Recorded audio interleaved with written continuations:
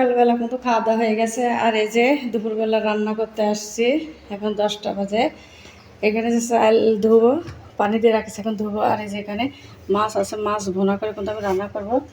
আর এখানে হচ্ছে মসুরের ডাউল ভেজানো বড়া বানাবো। আর সকালে রুটি বানাইছি।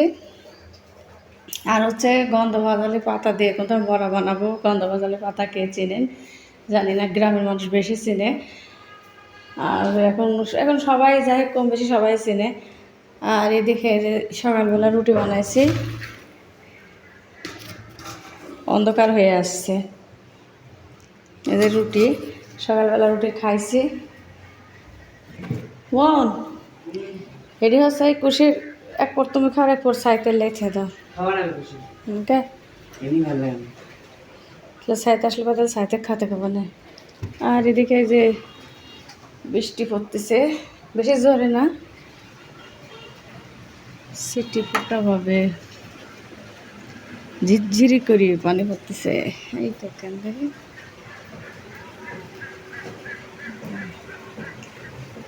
পানি পড়তেছে।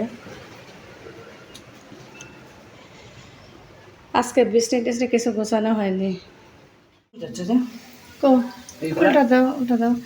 এই যে আমরা এখন তো বিকেলবেলা বলতে মানে মাগরিবের আজান দিয়ে দিছে।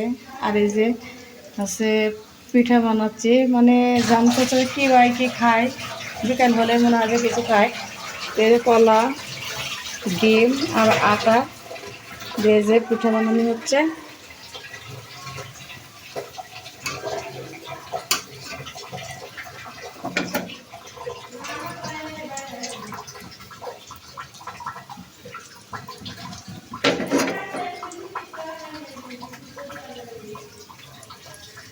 বড়া ভাজা হয়ে গেছে।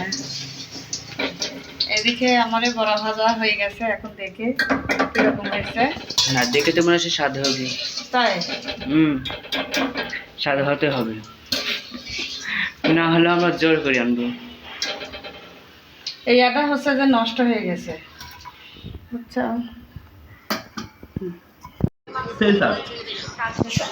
কেমন হচ্ছে বলো? গরম খাই দাদা বড় তুলিস না। তোমার যে বডি ফিগার, তুমি একদিন ভাইরাল হয়ে যাবে তোমাকে।